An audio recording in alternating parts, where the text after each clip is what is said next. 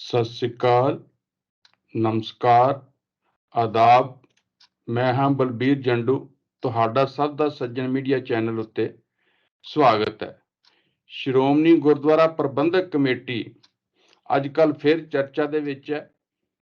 उस दा मुख कारण कि उस दे प्रधान दी चोण जिहड़ी 9 नवंबर नूं होनी है, उस नूं लै के श्रोमणी अकाली दल दे विच बड़ा वाद विवाद चल रहा ते इस दे नाल ही ये जिहड़ा वरा हैगा, इस वरे दे विच बकायदा श्रोमणी गुरुद्वारा प्रबंधक कमेटी दी जिहड़ा शताब्दी वरा है और अज तो जिहड़ा उन्हां ने ये सारा शुरू कीता है, उस दे विच इस दा भी लेखा जोखा कीता जा रहा है कि श्रोमणी गुरुद्वारा प्रबंधक कमेटी दे 100 साल बीत जाण तो बाद ना तो कोई श्रोमणी गुरुद्वारा प्रबंधक एक्ट विच उस किस्म की सोध हुई जिहड़ी कि समय की मंग सी, ते ना ही उस तरह का जिहड़ा प्रबंध है वो रहा जिस तरह की सिख भाईचारे नूं उस तो आस सी।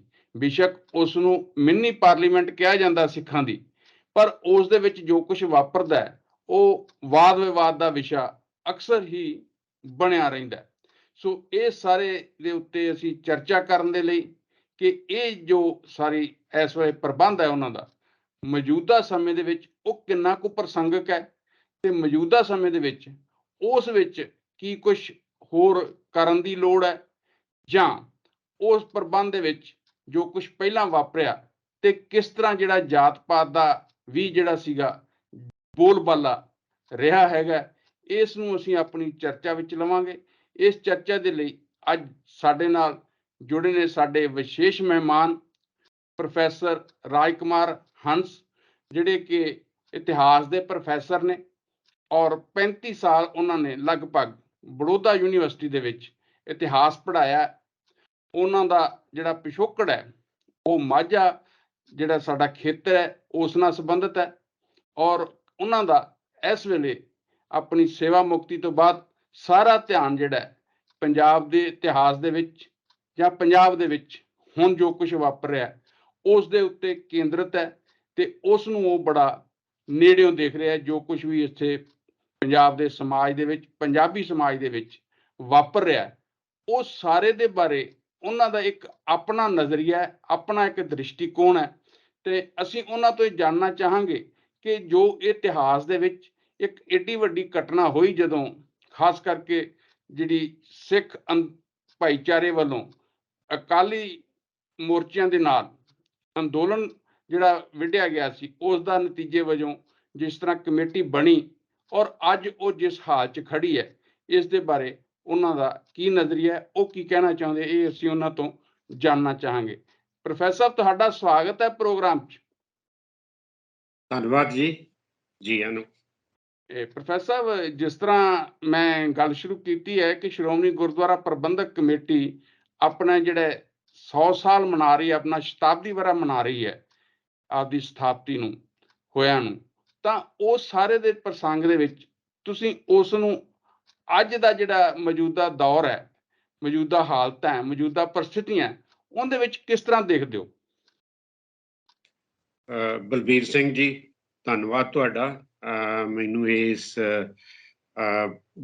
ਵਿਸ਼ੇ ਤੇ ਗੱਲਬਾਤ ਕਰਨ ਲਈ ਸੱਦਣ ਦਾ। ਤੇ ਇਹ ਚੰਗੀ ਗੱਲ ਹੈ ਸਾਡੇ ਵਾਸਤੇ ਕਿ ਸਾਡੇ ਇਤਿਹਾਸ ਦਾ ਇੱਕ ਮੁੱਖ ਪੰਨਾ ਪੰਜਾਬ ਦੇ ਇਤਿਹਾਸ ਦਾ ਸ਼੍ਰੋਮਣੀ ਗੁਰਦੁਆਰਾ ਪ੍ਰਬੰਧਕ ਕਮੇਟੀ ਦਾ ਵੱਜਣਾ ਤੇ ਉਹਦੇ 100 ਸਾਲ ਪੂਰੇ ਹੋਣ ਦਾ ਸ਼ਤਾਬਦੀ ਮਨਾਈ ਜਾ ਰਹੀ ਹੈ। ਤੇ ਬਹੁਤ ਮਸਲੇ ਹੈਗੇ ਨੇ ਗੁਰਦੁਆਰਾ ਪ੍ਰਬੰਧਕ ਕਮੇਟੀ ਦੇ ਨਾਲ ਜੁੜੇ ਹੋਏ ਜਾਂ ਗੁਰਦੁਆਰਿਆਂ ਨੂੰ ਕਿਵੇਂ ਵੇਖਿਆ ਜਾਂਦਾ ਰਿਹਾ ਔਰ ਇਹਦੀ ਅਸਲੀਅਤ ਦੇ ਕੁਝ ਕਈ ਪੱਖ ਨੇ। ਫਿਰ ਸਾਨੂੰ ਇਹਦਾ ਪਿਛੋਕੜ ਵਿੱਚ ਵੀ ਜਾਣਾ ਚਾਹੀਦਾ ਕਿ SGPC ਜਿਹੜੀ ਹੈ ਸ਼੍ਰੋਮਣੀ ਗੁਰਦੁਆਰਾ ਪ੍ਰਬੰਧਕ ਕਮੇਟੀ, ਇਹ 15 ਨਵੰਬਰ 1920 ਨੂੰ ਵੱਜਦੀ ਹੈ ਤੇ ਉੱਥੋਂ ਸ਼ੁਰੂਆਤ ਹੁੰਦੀ ਹੈ ਕਿ ਗੁਰਦੁਆਰਿਆਂ ਦਾ ਪ੍ਰਬੰਧ ਜਿਹੜਾ ਸੀ ਉਹ ਕੁਝ ਮੁੱਖ ਗੁਰਦੁਆਰਿਆਂ ਦਾ ਉਹ ਮਹੰਤਾਂ ਕੋਲ ਸੀ। ਫਿਰ ਆਪਣੀ ਗੁਰਦੁਆਰਾ ਲਹਿਰ ਵੀ ਚੱਲਦੀ ਆ ਉਹਨਾਂ ਨੂੰ ਮੋਰਚੇ ਵੀ ਲੱਗਦੇ ਨੇ, ਸਾਕੇ ਹੁੰਦੇ ਨੇ, ਕਈ ਜਾਨਾਂ ਜਾਂਦੀਆਂ ਨੇ। ਫਿਰ ਸਿੱਖ ਜਿਹੜੇ ਨੇ ਆਪਣੇ ਗੁਰਦੁਆਰਿਆਂ ਦਾ ਪ੍ਰਬੰਧ ਆਪਣੇ ਹੱਥਾਂ ਵਿੱਚ ਲੈਂਦੇ ਨੇ। ਤੇ ਇਹਦਾ ਪਿਛੋਕੜ ਵੀ ਬੜਾ ਇੰਟਰਸਟਿੰਗ ਹੈ ਕਿ ਆਪਾਂ ਨੂੰ ਥੋੜੀ ਜਿਹੀ ਪਿਛਲ ਝਾਤ ਮਾਰਨੀ ਚਾਹੀਦੀ ਹੈ ਕਿ ਗੁਰਦੁਆਰੇ ਜਾਂ ਦਰਬਾਰ ਸਾਹਿਬ ਤਾਂ 1604 ਵਿੱਚ ਜਦੋਂ ਗੁਰੂ ਗ੍ਰੰਥ ਸਾਹਿਬ ਨੂੰ ਦੀ ਸਥਾਪਤੀ ਆਦਿ ਗ੍ਰੰਥ ਵੱਲੋਂ ਹੁੰਦੀ ਹੈ। ਗੁਰਦੁਆਰਾ ਤਾਂ ਪਹਿਲਾਂ ਹੀ ਦਰਬਾਰ ਸਾਹਿਬ ਹੈਗਾ ਸੀ, ਦੂਸਰੇ ਥਾਂ ਥਾਂ ਤੇ ਗੁਰਦੁਆਰੇ ਬਣ ਗਏ ਸਨ। ਉਦੋਂ ਤੇ ਇਹਨਾਂ ਨੂੰ ਧਰਮਸਾਲ ਵੀ ਕਿਹਾ ਜਾਂਦਾ ਸੀਗਾ। ਲੇਕਿਨ ਇਹ ਹੈ ਕਿ ਇਹ ਪੂਰਾ ਦੌਰ ਸਿੱਖੀ ਦਾ ਜਿਹੜਾ ਇਹ ਬੜਾ ਵੱਡਾ ਸਮਾਜਿਕ ਇਨਕਲਾਬ ਸੀਗਾ, ਜਿਹੜਾ ਗੁਰੂਆਂ ਨੇ ਆਪਣੀ ਸਮਝ ਦੇ ਨਾਲ, ਹੈਸੀਅਤ ਦੇ ਨਾਲ, ਦੂਰਦ੍ਰਿਸ਼ਟਾ ਦੇ ਨਾਲ ਸ਼ੁਰੂਆਤ ਕੀਤੀ ਸੀ। ਇਹ ਬਹੁਤ ਵੱਡੀ ਸਮਾਜਿਕ ਤਬਦੀਲੀ ਸੀ ਜਾਂ ਮਾਨਸਿਕ ਤਬਦੀਲੀ ਕਹਿ ਲਈਏ ਕਿ ਇਹੋ ਜਿਹੇ ਇਤਿਹਾਸ ਵਿੱਚ ਘੱਟ ਜਿਹੜੇ ਨੇ ਉਹ ਪ੍ਰੋਸੈਸ ਚੱਲੇ ਨੇ ਕਿ ਸਮਾਜ ਦੇ ਲੈਵਲ ਤੇ ਇਹੋ ਜਿਹੀਆਂ ਗੱਲਾਂ ਹੋਣੀਆਂ ਹੋਣ ਤੇ ਇੱਕ ਬੜੀ ਕਾਮਯਾਬ ਲਹਿਰ ਖੜੀ ਹੋਈ ਹੋਵੇ। ਤੇ ਆਪਾਂ ਨੂੰ ਇਹਦੇ ਤੇ ਮਾਣ ਹੈ ਪੰਜਾਬੀ ਹੋਣ ਤੇ ਕਿ ਉਹਨਾਂ ਦਾ ਪਿਛੋਕੜ ਵੱਲ ਨਾ ਵੀ ਧਿਆਨ ਦਈਏ, ਲੇਕਿਨ ਗੁਰੂ ਨਾਨਕ ਸਾਹਿਬ ਤੋਂ ਜਿਹੜੀ ਪਹਿਲੀ ਪਾਤਸ਼ਾਹੀ ਹੈ ਉਹਦੇ ਤੋਂ ਲੈ ਕੇ 10ਵੀਂ ਪਾਤਸ਼ਾਹੀ ਤੱਕ ਇੱਕ ਲਹਿਰ ਜਿਹੜੀ ਆ ਉਹ ਮਜ਼ਬੂਤ ਹੁੰਦੀ ਗਈ। ਜਿਹੜੇ ਖਤਰੇ ਸੀ ਉਹ ਸਮਾਜਿਕ ਸਥਾਪਤੀਆਂ ਨੂੰ ਵੀ ਲੱਗੇ ਤੇ ਪੋਲੀਟੀਕਲ ਸਥਾਪਤੀਆਂ ਨੂੰ ਵੀ, ਰਾਜ ਸੱਤਾ ਨੂੰ ਵੀ ਲੱਗੇ, ਸ਼ਹੀਦੀਆਂ ਵੀ ਹੋਈਆਂ ਤੇ ਲੰਮਾ ਇਤਿਹਾਸ ਹੈ, ਉਹਦੇ ਬਾਰੇ ਆਪਾਂ ਗੱਲ ਨਾ ਵੀ ਕਰੀਏ। ਲੇਕਿਨ ਬੜੀ ਵੱਡੀ ਪਰੰਪਰਾ ਸੀ ਕਿ ਇਹ ਬ੍ਰਾਹਮਣਵਾਦ ਦਾ ਜਿਹੜਾ ਕੋੜ ਸੀਗਾ ਸਮਾਜ ਵਿੱਚ ਲੱਗਿਆ ਹੋਇਆ, ਊਚ ਨੀਚ ਕਾਫੀ ਵੱਧ ਗਈ ਸੀ, ਨਫ਼ਰਤ ਦੇ ਬੀਜ ਬੀਜੇ ਗਏ ਸੀ, ਉਹਨਾਂ ਨੂੰ ਕੱਟਣ ਵਾਸਤੇ ਵੱਡੇ ਪੈਮਾਨੇ ਤੇ ਪੂਰੇ ਭਾਰਤ ਵਿੱਚ ਲਹਿਰ ਚੱਲਦੀ, ਜਿਹਨੂੰ ਭਗਤੀ ਲਹਿਰ ਕਹਿ ਦਿੰਦੇ ਆ। ਤੇ ਉਹਦੇ ਨਾਲ ਹੀ ਕੜੀ ਜਿਹੜੀ ਆ ਉਹ ਬਾਬੇ ਨਾਨਕ ਦੀ ਜੁੜੀ ਹੋਈ ਆ ਕਿ ਬਹੁਤ ਬ੍ਰਹਮ ਗਿਆਨੀ ਨੇ, ਬਹੁਤ ਵੱਡੀ ਦ੍ਰਿਸ਼ਟਾ ਰੱਖਦੇ ਨੇ। ਖੈਰ ਉਹ ਆਪਾਂ ਗੱਲ ਗੁਰਦੁਆਰਾ ਪ੍ਰਬੰਧਕ ਕਮੇਟੀ ਦੀ ਕਰਨੀ ਹੈ ਕਿ ਇੱਕ ਦੌਰ ਗੁਜ਼ਰਦਾ ਹੈ ਪੂਰੀ ਸਿੱਖ ਲਹਿਰ ਦੇ ਵਿੱਚੋਂ ਕਿ ਚੜ੍ਹਤ ਹੁੰਦੀ ਹੈ। ਬੰਦਾ ਸਿੰਘ ਬਹਾਦਰ ਜਿਹੜੇ ਨੇ ਉਹ ਗੁਰੂ ਗੋਬਿੰਦ ਸਿੰਘ ਸਾਹਿਬ ਉਹਨਾਂ ਨੂੰ ਨੰਦੇੜ ਸਾਹਿਬ 'ਚ ਉਤਸ਼ਾਹਿਤ ਕਰਦੇ ਨੇ। ਉਹ ਤੇ ਫਿਰ ਤੁਹਾਨੂੰ ਪਤਾ ਹੀ ਹੈ ਕਿ ਪਹਿਲਾ ਮੈਂ ਕਹਿਣਾ ਕਿ ਦੁਨੀਆ ਵਿੱਚ ਕੋਈ ਲੋਕ ਰਾਜ ਸਥਾਪਿਤ ਹੋਇਆ ਤਾਂ ਉਹ ਸਿੱਖਾਂ ਦਾ ਮੁਗਲਾਂ ਖਿਲਾਫ ਉੱਠ ਖੜਾ ਹੋਣਾ ਸੀਗਾ। ਹਾਲਾਂਕਿ ਗੁਰੂ ਗੋਬਿੰਦ ਸਾਹਿਬ ਦੀਆਂ 16 ਲੜਾਈਆਂ ਵਿੱਚੋਂ ਕੋਈ ਵੀ ਓਫੈਂਸਿਵ ਵਾਰ ਨਹੀਂ ਸੀ। ਉਹਨਾਂ ਨੂੰ ਤਾਂ 16 ਜਿਹੜੀਆਂ ਲੜਾਈਆਂ ਨੇ ਉਹ 16 ਦੇ ਵਿੱਚੋਂ 14 ਜਿਹੜੀਆਂ ਨੇ ਉਹ ਰਾਜਪੂਤ ਰਾਜੇ, ਪਹਾੜੀ ਰਾਜਿਆਂ ਨੇ ਚੜਾਈਆਂ ਕੀਤੀਆਂ ਤੇ ਉਹਨਾਂ ਦਾ ਮੁਕਾਬਲਾ ਕੀਤਾ। ਉਹਨਾਂ ਨੇ ਇੱਕ ਵੀ ਚੜਾਈ ਨਹੀਂ ਕੀਤੀ ਤੇ 2 ਮੁਗਲਾਂ ਦੀਆਂ ਨੇ। ਤੇ ਇਹ ਕਿਉਂ ਹੋਈਆਂ? ਕਿਉਂਕਿ ਪਹਾੜੀ ਰਾਜੇ ਜਿਹੜੇ ਸੀ, ਰਾਜਪੂਤ ਸੀ, ਉਹਨਾਂ ਨੂੰ ਖਤਰਾ ਪੰਜਾਬ ਤੋਂ ਬਿਲਕੁਲ ਨਾਲ ਹੀ ਲੱਗਦੇ ਸੀ ਕਿ ਇਹ ਜੇ ਜਾਤ ਪਾਤ ਖਤਮ ਹੋ ਗਈ ਤਾਂ ਸਾਨੂੰ ਕੌਣ ਮੰਨੇਗਾ। ਇੱਕ ਲੋਕਲ ਬਹੁਤ ਵੱਡਾ ਲੋਕ ਲਹਿਰ ਬਣ ਚੁੱਕੀ ਸੀਗੀ। ਤੇ ਖੈਰ ਇਸ ਕਰਕੇ ਜਿਹੜਾ ਬੰਦੇ ਬਹਾਦਰ ਦਾ, ਬੰਦਾ ਸਿੰਘ ਬਹਾਦਰ ਦਾ ਖੜਾ ਹੋਣਾ, ਇੱਕ ਇਨਕਲਾਬ ਲਿਆਉਣਾ, 6-7 ਸਾਲ ਦਾ ਰਾਜ ਸਥਾਪਿਤ ਕਰਨਾ, ਇਹ ਬਹੁਤ ਵੱਡੀ ਪ੍ਰਾਪਤੀ ਸੀ। ਉਹਦੇ ਤੋਂ ਬਾਅਦ 30 ਸਾਲ ਜਿਹੜੇ ਨੇ ਮੁਗਲਾਂ ਦੇ ਉਹ ਬੜੇ ਪੱਤਾ ਜਿਵੇਂ ਸਿੱਖ ਦਾ ਵੈਰੀ ਸੀਗਾ। 1744 ਵਿੱਚ 5 ਦਲ ਵੱਜਦੇ ਨੇ, ਦਲਾਂ ਤੋਂ ਬਾਅਦ ਮਿਸਲਾਂ ਵੱਜਦੀਆਂ ਨੇ। ਇਹ ਹੁਣ ਵੇਖੋ ਸੋਸ਼ਲ ਇਨਕਲਾਬ ਦੀ ਗੱਲ ਹੋ ਚੁੱਕੀ ਆ। ਜਾਤ ਪਾਤ ਸਿੱਖਾਂ ਦੇ ਵਿੱਚ ਹੈ ਨਹੀਂ ਸੀ ਜਾਂ ਫਿਰ ਉਸ ਤਰੀਕੇ ਦੀਆਂ ਕੱਟੜਤਾ ਹੈ ਨਹੀਂ ਸੀ ਜਿਹੜੀ ਫਿਰ ਹੌਲੀ ਹੌਲੀ ਜਦੋਂ ਮਿਸਲਾਂ ਵੱਜਦੀਆਂ ਨੇ, ਸੱਤਾ ਵੱਲ ਪੈਰ ਵੱਧਦੇ ਨੇ, ਸਾਰੀਆਂ 12 ਮਿਸਲਾਂ 11 ਨੂੰ ਖਤਮ ਕਰਕੇ ਰਣਜੀਤ ਸਿੰਘ ਆਪਣਾ ਰਾਜ ਕਾਇਮ ਕਰਦਾ ਤੇ ਸੱਤਾ ਵੱਲ ਜਦੋਂ ਪੈਰ ਵੱਧਦੇ ਨੇ ਤੇ ਬਹੁਤ ਸਾਰੀਆਂ ਉਹਦੇ ਵਿੱਚ ਵਿਕਾਰ ਲਹਿਰ ਦੇ ਵਿੱਚ ਪੈਦਾ ਹੁੰਦੇ ਨੇ। ਗੁਰਮਤ ਜਿਹੜੀ ਆ ਜਦ ਪੰਥ ਦੀ ਗੱਲ ਗੁਰੂ ਨੇ ਕੀਤੀ ਸੀ, ਉਹਨੂੰ ਉਹਦੇ ਤੋਂ ਪਿੱਛੇ ਅਗਾਂਹ ਚੱਲ ਕੇ ਜਾਂ ਉਹਨੂੰ ਪਿਛਾਂਹ ਕਰਕੇ ਜਾਂ ਹਾਸ਼ੀਏ ਤੇ ਕਰਕੇ ਆਪਣੀਆਂ ਰਿਆਸਤਾਂ ਵੱਲ ਨੂੰ ਕਦਮ ਪੁੱਟ ਲੈਂਦੇ ਨੇ। ਤੇ ਉਹੀ ਵੇਲਾ ਜਦੋਂ ਗੁਰਮਤ ਜਿਹੜੀ ਆ ਉਹ ਪਿੱਛੇ ਰਹਿ ਜਾਂਦੀ ਏ ਤੇ ਮਨਮਤੀ ਜਿਹੜੀ ਆ ਉਹ ਅੱਗੇ ਆ ਜਾਂਦੀ ਏ। ਤੇ ਬਹੁਤ ਸਾਰੀਆਂ ਬਿਮਾਰੀਆਂ ਜਿਨ੍ਹਾਂ ਤੋਂ ਗੁਰੂਆਂ ਨੇ ਪੰਜਾਬੀਆਂ ਨੂੰ ਮੁਕਤੀ ਦਵਾਈ ਸੀਗੀ, ਜਾਤ ਪਾਤ ਦੇ ਕੋੜ ਤੋਂ, ਅਛੂਤ ਦੀ ਬਿਮਾਰੀ ਤੋਂ, ਉਹ ਫਿਰ ਆ ਲੱਗਦੀ ਹੈ, ਖਾਸ ਕਰਕੇ ਰਣਜੀਤ ਸਿੰਘ ਦੇ ਕਾਲ ਦੇ ਵਿੱਚ। ਤੇ ਉਹ ਜਿਹੜੀ ਇੱਕ ਪ੍ਰਭੂ ਸੱਤਾ ਸੀ ਸਿੱਖੀ ਦੀ ਜਾਂ ਸਿੱਖਾਂ ਦੀ ਕਿ ਇਹ ਪੋਲੀਟੀਕਲ ਸੱਤਾ ਜੋ ਵੀ ਹੁੰਦੀ ਰਹੇ, ਲੇਕਿਨ ਆਪਣੇ ਮਾਮਲਿਆਂ ਵਿੱਚ ਬਹੁਤ ਹੀ ਮੁਕੰਮਲ ਸਨ, ਕਿਸੇ ਦੀ ਈਨ ਮੰਨਦੇ ਨਹੀਂ ਸਨ। ਤੇ ਗੁਰਮਤੇ ਪਾਸ ਕਰਕੇ ਸਾਰੇ ਬਹੁਤ ਡੈਮੋਕ੍ਰੈਟਿਕਲੀ ਇਹ ਮਤੇ ਪਾਸ ਕਰਕੇ ਜੋ ਵੀ ਨਿਰਣਾ ਕਰਦੇ ਸਨ, ਉਹਦੇ ਨਾਲ ਬਹੁਤ ਵੱਡੀ ਇੱਕ ਮਜ਼ਬੂਤੀ ਆਈ। ਲੇਕਿਨ ਰਣਜੀਤ ਸਿੰਘ ਨੇ ਉਹ ਗੁਰਮਤੇ ਵੀ ਜਿਹੜੇ ਨੇ ਉਹ ਆਖਰੀ ਉਹ ਵੀ ਪਾਸ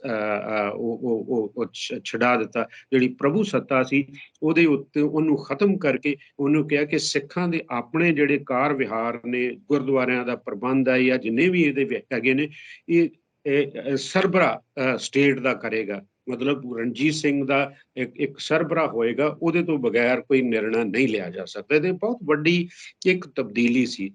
ਉਹਦੇ ਨਾਲ ਤਬਦੀਲੀ ਵੱਡੀ ਹੁੰਦੀ ਹੈ ਕਿ ਗੁਰਦੁਆਰਿਆਂ ਦਾ ਪ੍ਰਬੰਧ ਜਿਹੜਾ ਨਾ ਉਹ ਮਹੰਤ ਸਾਂਭ ਲੈਂਦੇ ਨੇ, ਖਾਸ ਕਰਕੇ ਉਦਾਸੀ ਤੇ ਨਿਰਮਲੇ। ਪ੍ਰੋਫੈਸਰ ਵਿੱਚ ਥੋੜਾ ਸਪਸ਼ਟ ਕਰਿਓ, ਇਹ ਸਾਰਾ ਜਿਹੜਾ ਵਾਪਰਿਆ ਇਹ ਮਹਾਰਾਜਾ ਰਣਜੀਤ ਸਿੰਘ ਦੇ ਰਾਜ ਦੌਰਾਨ ਵਾਪਰਿਆ? ਬਿਲਕੁਲ ਜੀ, ਹਾਂਜੀ ਜੀ। ਦੇਖੋ ਜਿਹੜੀ ਲੈਵਲ ਤੇ ਜਿਹੜਾ ਆਪਣਾ ਗੁਰਬਿਲਾਸ ਦੀ ਗੱਲ ਕਰ ਰਹੇ ਹਾਂ, ਉਹ ਆਪਣੇ 18ਵੀਂ ਸਦੀ ਵਿੱਚ ਬੰਸਾਵਲੀ ਨਾਮਾ ਲਿਖਦਾ ਨਾ, ਛਿੱਬੜ ਦੀ ਗੱਲ ਹੈ। ਲਿਟਰੇਰੀ ਲੈਵਲ ਤੇ ਤਾਂ ਬ੍ਰਾਹਮਣਵਾਦ ਜਿਹੜਾ ਨਾ ਸਿੱਖੀ ਨੂੰ ਘਰ ਕਰਨ ਲੱਗਾ 18ਵੀਂ ਸਦੀ ਦੇ ਅੰਤਲੇ ਦੌਰ ਵਿੱਚ। ਤੇ ਖਾਸ ਕਰਕੇ ਕਹਿ ਸਕਦੇ ਕਿ 18ਵੀਂ ਸਦੀ ਦਾ ਦੂਸਰਾ ਅੱਧ ਲਿਟਰਲ ਲੈਵਲ ਤੇ ਹੁਣ ਸਰੋਤ ਜਿਹੜੇ ਸਾਨੂੰ ਮਿਲਦੇ ਨੇ। ਲੇਕਿਨ ਪੋਲੀਟੀਕਲ ਸੱਤਾ ਜਦੋਂ ਆਪਣੇ ਹੱਥਾਂ ਵਿੱਚ ਆਉਂਦੀ ਹੈ ਤੇ ਉਦੋਂ ਫਿਰ ਇਹ ਸਾਰੀਆਂ ਸੱਤਾ ਦੀਆਂ ਗੱਲਾਂ ਜਿਹੜੀਆਂ ਨੇ ਉਹ ਸਮਾਜ ਦੇ ਵਿੱਚ ਤਬਦੀਲੀ ਜਿਹੜੀ ਆਈ ਸੀ ਉਹਨੂੰ ਵੀ ਖਾਣ ਲੱਗਦੀਆਂ ਨੇ। ਤੇ ਜਿਹੜੀ ਜਾਤ ਪਾਤ ਵੱਧ ਜਾਂਦੀ ਹੈ ਸਿੱਖਾਂ ਦੇ ਵਿੱਚ ਆ ਜਾਂਦੀ ਹੈ। ਆਇਰੋਨਿਕਲੀ ਮੈਂ ਕਹਿੰਦਾ ਕਿ ਐਡਾ ਵੱਡਾ ਇਨਕਲਾਬ ਹੋਇਆ ਤੇ ਉਹਦੇ ਵਿੱਚ ਫਿਰ ਅਛੂਤ ਦੀ ਬਿਮਾਰੀ ਵੀ ਲੱਗ ਜਾਂਦੀ ਹੈ।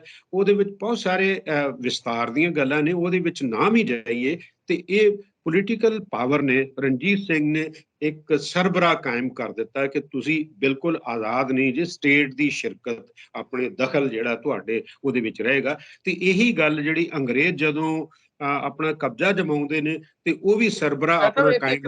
ਇੱਕ ਇੱਥੇ ਥੋੜਾ ਸਪਸ਼ਟ ਕਰਿਓ ਕਿ ਜਿਹੜਾ ਸਰਬਰਾਹ ਸ਼ਬਦ ਹੈ ਇਹ ਬਕਾਇਦਾ ਉਹਨਾਂ ਨੇ ਪੁਆਇੰਟ ਕੀਤੇ ਇਹਦੇ ਲਈ ਬੰਦੇ? ਬਿਲਕੁਲ ਜੀ, ਉਹਨੂੰ ਕਿਹਾ ਹੀ ਸਰਬਰਾਹ ਜਾਂਦਾ ਸੀ। ਹਾਂਜੀ, ਉਹਦਾ ਅਹੁਦਾ ਹੀ ਸਰਬਰਾਹ ਦਾ ਸੀਗਾ ਕਿ ਸਰਬਰਾਹ ਦਾ। ਤੇ ਹਾਂਜੀ ਠੀਕ ਹੈ। ਤੇ ਉਹੀ ਫਿਰ ਜਿਹੜੇ ਅੰਗਰੇਜ਼ ਨੇ ਇੱਕ ਤਰੀਕੇ ਦਾ ਪ੍ਰੈਸੀਡੈਂਟ ਵਰਤਦੇ ਨੇ ਕਿ ਜੇ ਰਣਜੀਤ ਸਿੰਘ ਵੇਲੇ ਸਿੱਖਾਂ ਦੇ ਮਾਮਲਿਆਂ ਵਿੱਚ ਸਰਕਾਰੀ ਦਖਲ ਹੈਗਾ ਸੀ ਕਿ ਉਹ ਸਰਬਰਾਹ ਰਹੇਗਾ, ਤੇ ਉਹਨਾਂ ਨੇ ਵੀ ਸਰਬਰਾਹ ਕਾਇਮ ਰੱਖਿਆ। ਹੁਣ ਇੰਟਰਸਟਿੰਗਲੀ ਗੱਲ ਕਰ ਦੇਵਾਂ ਕਿ ਹੁਣ ਜਦੋਂ 1919 ਦਾ ਸਾਕਾ ਗੁਜ਼ਰਦਾ ਜਲਿਆਂਵਾਲੇ ਬਾਗ ਦਾ, ਤੇ ਉਸ ਵੇਲੇ ਸਰਬਰਾਹ ਜਿਹੜਾ ਉਹ ਅਰੂੜ ਸਿੰਘ ਸੀ, ਜਿਹੜੇ ਅੱਜ ਕੱਲ੍ਹ ਸਾਡੇ ਲੀਡਰ ਨੇ ਸਿਮਰਨਜੀਤ ਸਿੰਘ ਮਾਨ, ਉਹਨਾਂ ਦੇ ਨਾਨਾ ਜੀ ਸਨ। ਤੇ ਉਹਨਾਂ ਨੇ ਉਹ ਡਾਇਰ ਨੂੰ ਜਿਹੜਾ ਉਹ ਸਰੋਪਾ ਵੀ ਪਾਇਆ। ਤੇ ਆਹ ਸਿੱਖੀ ਦਾ ਕੁਝ ਕਹਾਣ ਦੀਆਂ ਗੱਲਾਂ ਮੋਟੀਆਂ ਮੋਟੀਆਂ ਜਿਹੀਆਂ ਨੇ। ਮੈਂ ਇਹਦੀ ਗੱਲ ਕਰਨ ਲੱਗਾ ਕਿ SGPC ਵੱਜਦੀ ਏ 15 ਨਵੰਬਰ 1920 ਨੂੰ। ਤੇ ਬਹੁਤ ਸਾਰੇ ਸਾਡੇ ਇਤਿਹਾਸਕਾਰ ਜਾਂ ਸਾਨੂੰ ਪਤਾ ਹੀ ਨਹੀਂ ਕਿ ਅੱਖਾਂ ਨਹੀਂ ਖੋਲਣ ਦਿੰਦੇ ਜਾਂ ਖੁੱਲਦੀਆਂ ਨਹੀਂ ਆ ਕਿ ਉਹਦੇ ਤੋਂ ਪਹਿਲਾਂ 12 ਅਕਤੂਬਰ ਨੂੰ ਇੱਕ ਅਹਿਮ ਘਟਨਾ ਸਿੱਖ ਇਤਿਹਾਸ ਵਿੱਚ ਘਟੀ। ਉਹ ਇਹ ਸੀ ਕਿ ਆ ਜਿਹੜੀ ਮੈਂ ਗੱਲ ਕਰ ਰਿਹਾ ਕਿ ਗਿਰਾਵਟ, ਪਤਨ ਹੋ ਚੁੱਕਿਆ ਸੀਗਾ, ਗੁਰਮਤ ਪਿਛਾਂਹ ਧੱਕੀ ਗਈ ਸੀ 19ਵੀਂ ਸਦੀ ਦੇ ਵਿੱਚ। ਤੇ ਰੋਕਾਂ ਲਾ ਦਿੱਤੀਆਂ ਗਈਆਂ ਸੀ ਕਿ ਜਿਹੜੇ ਪੂਰੇ ਸਿੱਖ ਸਰੂਪ ਵਾਲੇ ਸਿੱਖ ਸਨ, ਦਲਿਤ ਸਿੱਖ ਸਨ, ਜਿਨ੍ਹਾਂ ਨੂੰ ਪਹਿਲਾਂ ਰਵਿਦਾਸੀਏ ਜਾਂ ਮਜ਼੍ਹਬੀ ਸਿੰਘ ਕਿਹਾ ਜਾਂਦਾ ਸੀ, ਉਹਨਾਂ ਤੇ ਰੋਕਾਂ ਲਾ ਦਿੱਤੀਆਂ ਗਈਆਂ ਸੀ 19ਵੀਂ ਸਦੀ ਦੇ ਦੂਸਰੇ ਅੱਧ ਵਿੱਚ ਕਿ ਉਹ ਦਰਬਾਰ ਸਾਹਿਬ ਵਿੱਚ ਵੀ ਜਾ ਨਹੀਂ ਸੀ ਸਕਦੇ, ਉਹਨਾਂ ਦਾ ਪ੍ਰਸ਼ਾਦ ਨਹੀਂ ਸੀ ਲਿਆ ਜਾਂਦਾ। ਔਰ ਉਹ 1 ਘੰਟਾ ਹੀ ਪਿੱਛੇ ਇੱਕ ਪਾਸੇ ਇਸ਼ਨਾਨ ਕਰਕੇ ਜਾਂ ਮੂੰਹ ਤੇ ਪਾਣੀ ਲਾ ਕੇ ਚਲੇ ਜਾਂਦੇ ਸਨ। ਤੇ ਇੰਨੀ ਗਿਰਾਵਟ ਆ ਗਈ ਸੀ। ਇਸ ਕਰਕੇ ਇਹ ਪਹਿਲ ਕਦਮੀ ਜਿਹੜੀ ਆ ਉਹ ਦਲਿਤ ਸਿੱਖ ਜਿਹੜੇ ਨੇ ਉਹ ਚੁੱਕਦੇ ਨੇ। ਸਿੱਖ ਬਰਾਦਰੀ ਵੱਜਦੀ ਆ, ਸ਼ਾਇਦ 1909 ਵਿੱਚ ਵੱਜਦੀ ਹੈ। 1920 ਵਿੱਚ 12 ਅਕਤੂਬਰ ਨੂੰ ਉਹ 3 ਦਿਨ, ਤੀਸਰਾ ਦਿਨ ਸੀਗਾ ਜਦੋਂ ਜਲਿਆਂਵਾਲਾ ਬਾਗ ਵਿੱਚ ਆਪਣੇ ਇਜਲਾਸ ਕਰ ਰਹੇ ਸੀਗੇ। ਚੰਗੀ ਗੱਲ ਇਹ ਹੋਈ ਕਿ ਸਿੰਘ ਸਭਾ ਲਹਿਰ ਖੜੀ ਹੋ ਚੁੱਕੀ ਸੀ ਔਰ ਉਹਦੇ ਨਾਲ ਥੋੜੇ ਜਿਹੇ ਇੱਕ ਜਾਗਰਤੀ ਜਿਹੜੀ ਆ ਪੜ੍ਹੇ ਲਿਖੇ ਸਿੱਖਾਂ ਦੇ ਵਿੱਚ ਆ ਗਈ ਸੀ ਕਿ ਅਸੀਂ ਤੇ ਗੁਰੂਆਂ ਨਾਲੋਂ ਹੀ ਟੁੱਟ ਚੁੱਕੇ ਹਾਂ। ਤੇ ਇਹ ਖਾਲਸਾ ਕਾਲਜ ਵਿੱਚ 2 ਪ੍ਰੋਫੈਸਰ ਸੀ ਜਿਹੜੇ ਇਹਨਾਂ ਦੇ ਨਾਲ ਹਮਾਇਤ ਵਿੱਚ ਆ ਵੀ ਜੁੜੇ ਕਿ ਇਹ ਗੱਲ ਗਲਤ ਆ ਕਿ ਸਿੱਖੀ ਦਾ ਮੁੱਢ ਜਿਹੜਾ ਵੱਜਿਆ ਸੀ ਇਹ ਤੇ ਨੀਵਿਆਂ ਨਿਮਾਣਿਆਂ ਨਤਾਣਿਆਂ ਵਾਸਤੇ ਹੀ ਵੱਜਿਆ ਸੀਗਾ, ਤੇ ਤੁਸੀਂ ਆਪਾਂ ਜਿਹੜੀ ਸਿੱਖੀ ਵਿੱਚੋਂ ਇਹਨਾਂ ਨੂੰ ਹੀ ਬਾਹਰ ਕੱਢ ਦਿੱਤਾ। ਤੇ ਉਹ ਫਿਰ ਸਾਰੇ ਦੇਗ ਲੈ ਕੇ ਜਾਂਦੇ ਨੇ 12 ਅਕਤੂਬਰ 1920 ਨੂੰ। ਤੇ ਉੱਥੋਂ ਦਾ ਜਿਹੜਾ ਗ੍ਰੰਥੀ ਹੈ ਗੁਰਬਚਨ ਸਿੰਘ, ਮੈਨੂੰ ਹੁਣ ਨਾਂ ਯਾਦ ਨਹੀਂ ਆ ਰਿਹਾ, ਸ਼ਾਇਦ ਗ੍ਰੰਥੀ ਗੁਰਬਚਨ ਸਿੰਘ ਸੇ, ਉਹ ਦੇਗ ਲੈਣ ਤੋਂ ਮਨਾ ਕਰ ਦਿੰਦੇ ਨੇ। ਤੇ ਉਹ ਫਿਰ ਸਾਰੀ ਸੰਗਤ ਜਿਹੜੀ ਖੜੀ ਹੋਈ ਸੀ ਉਹ ਕਹਿੰਦੇ ਸੀ ਕਿ ਬਈ ਸਾਡਾ ਤੁਸੀਂ ਕੌਣ ਫੈਸਲਾ ਕਰਨ ਵਾਲੇ ਹੁੰਦੇ ਜੇ, ਗੁਰੂ ਤੋਂ ਲੈ ਲਓ, ਵਾਕ ਲੈ ਲਓ ਕੀ ਕਹਿੰਦੇ ਨੇ ਗੁਰੂ ਸਾਹਿਬ। ਤੇ ਉਹ ਫਿਰ ਜਿਹੜਾ ਵਾਕ ਨਿਕਲਿਆ ਉਹ ਤਾਂ ਕਮਾਲ ਦਾ ਸੀ। ਤੀਸਰੀ ਪਾਤਸ਼ਾਹੀ ਗੁਰੂ ਅਮਰਦਾਸ ਜੀ ਦਾ ਬੜਾ ਵੱਡਾ ਇਨਕਲਾਬੀ ਕਿਸਮ ਦਾ, ਉਸ ਲਿਹਾਜ਼ ਨਾਲ ਉਸ ਮਾਹੌਲ ਵਿੱਚ ਬੜਾ ਸਾਰੇ ਅਚੰਭ ਰਹਿ ਗਏ, ਸਾਰੀਆਂ ਦੀਆਂ ਅੱਖਾਂ ਵਿੱਚੋਂ ਨੀਰ ਵਹਿ ਉੱਠੇ।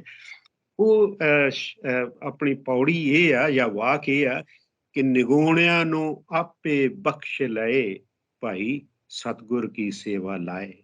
ਸਤਿਗੁਰ ਕੀ ਸੇਵਾ ਉਤਮ ਹੈ ਭਾਈ, ਰਾਮ ਨਾਮ ਚਿਤ ਲਾਏ, ਹਰ ਜੀਉ ਆਪੇ ਬਖਸ਼ ਮਿਲਾਏ।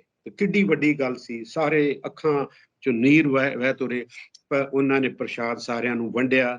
ਫਿਰ ਗੱਲ ਵੱਡੀ ਇਹ ਹੋਈ ਕਿ ਚਲੋ ਦਰਬਾਰ ਸਾਹਿਬ ਦੇ ਵਿੱਚ ਤੇ ਇਹ ਰੀ ਐਂਟਰੀ, ਇੱਕ ਮੁੜ ਦਾਖਲਾ ਦਲਿਤਾਂ ਦਾ ਹੋ ਗਿਆ, ਦਲਿਤ ਸਿੱਖਾਂ ਦਾ ਮੁੜ ਦਾਖਲਾ ਹੋ ਗਿਆ। ਹਾਲਾਂਕਿ ਗੁਰੂਆਂ ਨੇ ਤੇ ਚਾਰੇ ਦਰਵਾਜ਼ੇ ਖੋਲੇ ਹੋਏ ਸੀ, ਕਿਸੇ ਕੌਮ ਦਾ ਜਾਂ ਕਿਸੇ ਜਾਤ ਦਾ ਜਾਂ ਧਰਮ ਦੇ ਕਿਸੇ ਨੂੰ ਮਨਾਹੀ ਨਹੀਂ ਸੀ। ਬਟ ਅਨਫੋਰਚੂਨੇਟਲੀ ਇਹ ਗਿਰਾਵਟ ਜਿਹੜੀ ਆ ਗਈ ਸੀ ਸਿੱਖੀ ਦੇ ਵਿੱਚ, ਉਹਦੇ ਕਰਕੇ ਇਹ ਬੀੜਾ ਵੀ ਚੁੱਕਣਾ ਪਿਆ। ਪਹਿਲ ਕਦਮੀ ਜਿਹੜੀ ਹੈ ਦਲਿਤਾਂ ਨੇ ਖੁਦ ਕੀਤੀ। ਤੇ ਉੱਥੋਂ ਦਾ ਫਿਰ ਜਿਹੜੇ ਪੁਜਾਰੀ ਸਨ ਅਕਾਲ ਤਖਤ ਦੇ, ਕਹਿੰਦੇ ਕਿ ਅਕਾਲ ਤਖਤ ਚੱਲਦੇ ਆ ਸਾਡੀ ਸ਼੍ਰੋਮਣੀ ਜਿਹੜੀ ਪਾਵਰ ਸੱਤਾ ਹੈਗੀ ਹੈ ਆਪਣੇ ਧਾਰਮਿਕ ਦਖਲਾਂ ਵਿੱਚ, ਤੇ ਉਹ ਜਿਹੜੇ ਪੁਜਾਰੀ ਸਨ ਉਹ ਭੱਜ ਜਾਂਦੇ ਨੇ। ਤੇ ਹੁਣ ਉੱਥੇ ਝੱਬਰ ਵੀ ਸੀਗਾ, ਦੂਸਰੇ ਵੀ ਆਣ ਮਿਲੇ, ਤੇ ਉਹ ਕਹਿੰਦੇ ਕਿ ਅਕਾਲ ਤਖਤ ਨੂੰ ਇਸ ਤਰ੍ਹਾਂ ਤਾਂ ਨਹੀਂ ਖਾਲੀ ਤਾਂ ਨਹੀਂ ਛੱਡਿਆ ਜਾ ਸਕਦਾ, ਇਹਨਾਂ ਦੀ ਬੇਈਮਾਨੀ ਹੈ ਕਿ ਜਿਹੜੇ ਸਿੱਖੀ ਨੂੰ ਛੱਡ ਕੇ ਭੱਜ ਗਏ ਨੇ। ਫਿਰ ਉਹ ਕਹਿੰਦਾ ਹੈ ਕਿ ਮੈਨੂੰ 25 ਸਿੱਖ ਚਾਹੀਦੇ ਨੇ। ਫਿਰ 17 ਸਿੱਖ ਅੱਗੇ ਆਏ, ਜਿਹਦੇ ਵਿੱਚੋਂ 10 ਜਿਹੜੇ ਨੇ ਉਹ ਦਲਿਤ ਸਨ। ਉਹ ਆਪਣੀ ਕਮੇਟੀ ਬਣਾਉਂਦੇ ਨੇ। ਇਹ 13 ਅਕਤੂਬਰ 1920 ਦੀ ਗੱਲ ਹੈ। ਉਹਦੇ ਇੱਕ ਇਹ ਮਾਹੌਲ ਇਹੋ ਜਿਹਾ ਸਿਰਜ ਗਿਆ ਕਿ ਭਾਜਣਾ ਪੈ ਗਈਆਂ ਪੂਰੀ ਅੰਮ੍ਰਿਤਸਰ ਵਿੱਚ ਵੀ, ਦੂਸਰੀਆਂ ਥਾਵਾਂ ਤੇ ਵੀ ਖੜਕ ਗਈਆਂ ਕਿ ਇਹ ਕੀ ਹੋ ਗਿਆ, ਦਲਿਤਾਂ ਨੇ ਕਬਜ਼ਾ ਕਰ ਲਿਆ ਸਿੱਖੀ ਦਰਬਾਰ ਸਾਹਿਬ ਤੇ। ਤੇ ਉਹ ਫਿਰ DC ਨੂੰ ਅਗਲੇ ਦਿਨ ਇੱਕ ਕਮੇਟੀ ਬੁਲਾਉਣੀ, ਮੀਟਿੰਗ ਬੁਲਾਉਣੀ ਪਈ, ਜਿਹਦੇ ਵਿੱਚ ਪੁਜਾਰੀਆਂ ਨੂੰ ਵੀ ਸੱਦਿਆ, ਇਹ ਜਿੰਨੇ ਵੀ ਦਲਿਤ ਹੈਗੇ ਸੀ ਉਹਨਾਂ ਨੂੰ ਵੀ ਸੱਦਿਆ, ਜਾਂ ਦੂਸਰੇ ਸੁਧਾਰਕ ਸਮਾਜ ਸੁਧਾਰ ਵਾਲੇ ਸੀਗੇ ਉਹਨਾਂ ਨੂੰ ਵੀ ਸੱਦਿਆ। ਖਾਲਸਾ ਕਾਲਜ ਦੇ 2 ਪ੍ਰੋਫੈਸਰ ਵੀ ਸਨ। ਤੇ ਫਿਰ ਤੀਸਰੀ ਗੱਲ ਹੈ ਕਿ ਤੀਸਰੀ ਉਹਨਾਂ ਦੇ ਸਰਬਰਾਹ ਨੂੰ ਵੀ ਸੱਦਿਆ। ਔਰ ਅਚੰਭੇ ਦੀ ਗੱਲ ਹੈ ਕਿ ਪੁਜਾਰੀ ਜਿਹੜੇ ਨੇ 13 ਅਕਤੂਬਰ ਮੀਟਿੰਗ ਵਿੱਚੋਂ ਗਾਇਬ ਰਹੇ। ਖੈਰ ਉਹਨਾਂ ਨੇ ਇੱਕ ਕਮੇਟੀ ਬਣਾਈ ਜਿਹਦੇ ਵਿੱਚ 17 ਬੰਦੇ ਉਹਨਾਂ ਨੇ ਰੱਖੇ, ਤੇ ਉਹਦੇ ਵਿੱਚੋਂ 10 ਜਿਹੜੇ ਦਲਿਤ ਸਨ। ਇਹ ਕਮੇਟੀ ਬਣੀ ਕਿ ਹੁਣ ਗੁਰਦੁਆਰਿਆਂ ਦੀ ਸਾਂਭ ਸੰਭਾਲ ਤੁਸੀਂ ਕਰਨੀ ਹੈ। ਉਹ ਹੋਇਆ ਕਿ ਏਡਾ ਵੱਡਾ ਤਹਿਲਕਾ ਮਚ ਗਿਆ ਕਿ ਸਿੱਖ ਸਮਾਜ ਵਿੱਚ ਖਾਸ ਕਰਕੇ ਉੱਚ ਵਰਗੀ ਜਿੰਨੇ ਵੀ ਲੋਕ ਸਨ ਉਹ ਕਹਿੰਦੇ ਕਿ ਇਹ ਤੇ ਬਹੁਤ ਵੱਡੀ ਘਟਨਾ ਹੋ ਗਈ, ਔਰ ਹੈ ਤੇ ਇਨਕਲਾਬੀ ਘਟਨਾ ਸੀਗੀ। ਉਹਨਾਂ ਨੇ ਫਿਰ ਅਗਲੇ ਮਹੀਨੇ 13 ਅਕਤੂਬਰ ਉਹਦੀ ਗੱਲ ਹੈ, 12-13 ਅਕਤੂਬਰ ਦੀ, ਤੇ ਉਹਨਾਂ ਨੇ 15 ਨਵੰਬਰ ਨੂੰ ਫਿਰ ਸ਼੍ਰੋਮਣੀ ਗੁਰਦੁਆਰਾ ਇੱਕ ਮੀਟਿੰਗ ਵੱਡੀ ਕਰਕੇ, ਇਜਲਾਸ ਕਰਕੇ ਸ਼੍ਰੋਮਣੀ ਗੁਰਦੁਆਰਾ ਪ੍ਰਬੰਧਕ ਕਮੇਟੀ ਬਣਾ ਲਈ। ਇਹ 1920 ਦੀ ਗੱਲ ਹੈ। ਪਿਛੋਕੜ ਇਹਦਾ ਇਹ ਹੈ, ਅਕਸਰ ਸਾਡੇ ਸਮਾਜ ਵਿੱਚ ਜਾਂ ਸਾਡੇ ਇਤਿਹਾਸ ਵਿੱਚ ਇਸ ਗੱਲ ਨੂੰ ਅੱਖੋਂ ਪਰੋਖੇ ਕੀਤਾ ਗਿਆ ਕਿ ਸ਼੍ਰੋਮਣੀ ਗੁਰਦੁਆਰਾ ਪ੍ਰਬੰਧਕ ਕਮੇਟੀ ਹੋਂਦ ਵਿੱਚ ਕਿਉਂ ਆਈ, ਕਿਵੇਂ ਆਈ, ਇਹ ਪਿਛੋਕੜ ਹੈ। ਜੇ ਹੋਇਆ ਵੀ ਤੇ ਉਹਦੇ ਵਿੱਚ ਫਿਰ 175 ਦੀ ਕਮੇਟੀ ਵੱਡੀ ਬਣੀ, ਜਿਹਦੇ ਵਿੱਚ ਸਰਕਾਰੀ ਲੋਕ ਵੀ ਸ਼ਾਮਿਲ ਸਨ। ਉਹਦੇ ਤੋਂ ਅਗਲੇ ਸਾਲ 1921 ਦੇ ਵਿੱਚ ਜਿਹੜੀ ਅਕਾਲੀ ਪਾਰਟੀ ਵੀ ਵੱਧ ਜਾਂਦੀ ਹੈ। ਸ਼੍ਰੋਮਣੀ ਫਿਰ ਉਹ ਗੁਰਦੁਆਰਾ ਐਕਟ ਵੀ ਪਾਸ ਹੋ ਜਾਂਦਾ 1920 ਵਿੱਚ। ਜਿਹੜੀ ਇਹ ਕਮੇਟੀ ਬਣੀ ਦੀ ਤੁਸੀਂ ਗੱਲ ਕਰਦੇ ਹੋ, ਉਹਦੇ ਵਿੱਚ ਦਲਿਤ ਸਿੱਖਾਂ ਦੀ ਕਿੰਨੀ ਗਿਣਤੀ ਸੀ, ਕਿੰਨੇ ਮੈਂਬਰ ਸੀ ਦਲਿਤ ਸਿੱਖ? ਉਹ ਹੁਣ 175 ਦੇ ਵਿੱਚ ਮੈਨੂੰ ਕੁਝ ਹੈਗੇ ਸੀਗੇ, ਲੇਕਿਨ ਉਹ ਫਿਰ ਬਹੁਤ ਵੱਡੀ ਗਿਣਤੀ ਹੋ ਗਈ ਨਾ 175 ਦੇ ਵਿੱਚ। ਹੁਣ ਤੁਸੀਂ ਜਿਹਦੀ ਵੀ ਮੈਜੋਰਿਟੀ ਹੋਏਗੀ ਮਤੇ ਪਾਸ ਉਸੇ ਤਰੀਕੇ ਨਾਲ ਹੋਣਗੇ। ਤੇ ਇਹ ਗੱਲ ਮੈਂ ਇਸ ਕਰਕੇ ਕੀਤੀ ਹੈ ਕਿ ਜਿਹੜੀ 1 ਮਹੀਨੇ ਦਾ ਵਕਫੇ ਤੋਂ ਤੁਰੰਤ ਬਾਅਦ ਇਹਦਾ ਹੋਂਦ ਵਿੱਚ ਆ ਜਾਣਾ, ਉਹ ਇੱਕ ਰਿਐਕਸ਼ਨ ਦੇ ਤੌਰ ਤੇ ਹੋਇਆ ਕਿ ਬਈ ਇਹ ਤਾਂ ਹੁਣ ਮਾੜੀ ਗੱਲ ਹੋ ਗਈ। ਜਿਵੇਂ ਇਹ ਦਲਿਤਾਂ ਦੇ ਹਾਥੀ ਫਿਰ 17 ਦੇ ਵਿੱਚੋਂ 10 ਉਹ ਹੋ ਗਏ, ਤਾਂ ਮੈਜੋਰਿਟੀ ਉਹਨਾਂ ਦੇ ਹੱਥ ਆ ਗਈ, ਤੇ ਸਿੱਖੀ ਜਿਹੜੀ ਆ ਉਹ ਫਿਰ ਸਾਰੀ ਜਿਹੜੀ ਆ ਉਹ ਗੁਰੂ ਮਤ ਦੇ ਨਾਲ ਹੀ ਚੱਲੂਗੀ। ਖੈਰ ਐਨੀ ਹੋ, ਬੜੀ ਇੰਟਰਸਟਿੰਗ ਗੱਲ ਹੈ ਕਿ 100 ਸਾਲ ਤੋਂ ਬਾਅਦ ਬਹੁਤ ਸਾਰੇ ਆਪਣੇ ਵਖਰੇਵੇਂ ਵੀ ਆਉਂਦੇ ਰਹੇ। ਕੁਝ ਗੁੱਟਬਾਜੀ ਵੀ ਚੱਲਦੀ ਰਹੀ। ਸ਼ੇਰ ਸਿੰਘ, ਮਹਿਤਾਬ ਸਿੰਘ ਜਿਹੜੇ ਨੇ ਉਹ ਵੱਖਰ ਵੀ ਕਰ ਦਿੱਤੇ ਗਏ। ਤਾਰਾ ਸਿੰਘ ਹੁਣੀ ਜਿਹੜੇ ਨੇ ਉਹ ਆਪਣਾ ਗਰੁੱਪ ਬਣਾ ਕੇ ਜਿਹੜੇ ਅੱਗੇ ਚੱਲਦੇ ਰਹੇ। ਤੇ ਚੰਗੀ ਇੱਕ ਵੱਡੀ ਗੱਲ ਹੋਈ ਇਹਨਾਂ 100 ਸਾਲਾਂ ਦੇ ਵਿੱਚ ਕਿ ਪਹਿਲੀ ਵਾਰੀ ਕੋਈ ਔਰਤ ਜਿਹੜੀ ਆ ਉਹ ਵੀ ਪ੍ਰਧਾਨ ਸ਼੍ਰੋਮਣੀ ਗੁਰਦੁਆਰਾ ਪ੍ਰਬੰਧਕ ਕਮੇਟੀ ਦੀ ਬਣਦੀ ਹੈ। ਪਹਿਲੀ ਵਾਰੀ ਬਣਦੀ ਹੈ, 2 ਵਾਰ ਫਿਰ ਬਣੀ, ਇਸ ਵੇਲੇ ਵੀ ਹੁਣ ਹੈਗੀ ਸੀ। ਉਹਦੇ ਕਰਕੇ ਅੱਜ ਕੱਲ੍ਹ ਚਰਚਾ ਵੀ ਛਿੜੀ ਹੋਈ ਹੈ ਸਾਰੀ ਗੱਲ। ਤੇ ਗੱਲ ਇਹ ਹੈ ਕਿ ਸ਼੍ਰੋਮਣੀ ਗੁਰਦੁਆਰਾ ਪ੍ਰਬੰਧਕ ਕਮੇਟੀ ਤੇ ਅਕਾਲੀ ਪਾਰਟੀ ਜਿਹੜੀ ਹੈ ਨਾ, ਇਹਦਾ ਸੰਬੰਧ ਬੜਾ ਨਜ਼ਦੀਕ ਰਿਹਾ। ਜਦੋਂ ਅਕਾਲੀ ਪਾਰਟੀ ਨੇ ਹੀ ਆਪਣੇ ਧਿਰਾਂ ਜਿਹੜੀਆਂ ਨੇ ਦੋਵੇਂ ਲੜਦੀਆਂ ਰਹੀਆਂ ਨੇ, ਕਾਂਗਰਸੀ ਵੀ ਲੜਦੇ ਰਹੇ ਨੇ, ਅਕਾਲੀ ਵੀ ਲੜਦੇ ਰਹੇ ਨੇ, ਲੇਕਿਨ ਕੰਪਲੀਟਲੀ ਅਕਾਲੀਆਂ ਦੇ ਕੋਲ ਜਾਂ ਅਕਾਲੀ ਪਾਰਟੀ ਦੇ ਕੋਲ ਉਹਨਾਂ ਦਾ ਪ੍ਰਬੰਧ ਜਿਹੜੇ ਹਨ ਸ਼੍ਰੋਮਣੀ ਗੁਰਦੁਆਰਾ ਪ੍ਰਬੰਧਕ ਕਮੇਟੀ ਦਾ, ਉਹਨਾਂ ਦੇ ਥੱਲੇ ਆ ਜਾਂਦੀ ਹੈ। ਤੇ ਅੱਜ ਤੁਸੀਂ ਜੋ ਅੱਜ ਵੀ ਅਸੀਂ ਵੇਖ ਰਹੇ ਹਾਂ, ਉਹ ਉਸੇ ਜਦੋਜਹਿਦ ਜਾਂ ਲੜਾਈ ਦਾ ਕਾਰਨ ਹੈਗਾ। ਹਾਂਜੀ।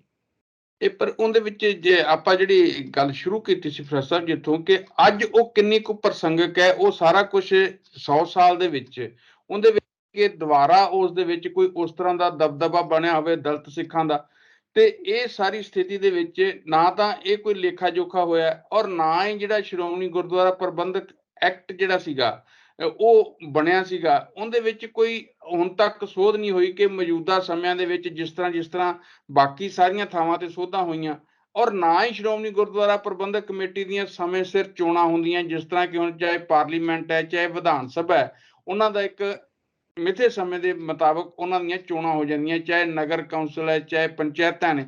ਪਰ ਸ਼੍ਰੋਮਣੀ ਗੁਰਦੁਆਰਾ ਪ੍ਰਬੰਧਕ ਕਮੇਟੀ ਦੀਆਂ ਚੋਣਾਂ ਜਿਹੜੀਆਂ ਕਦੀ ਵੀ ਉਸ ਢੰਗ ਨਾਲ ਨਹੀਂ ਹੋਈਆਂ।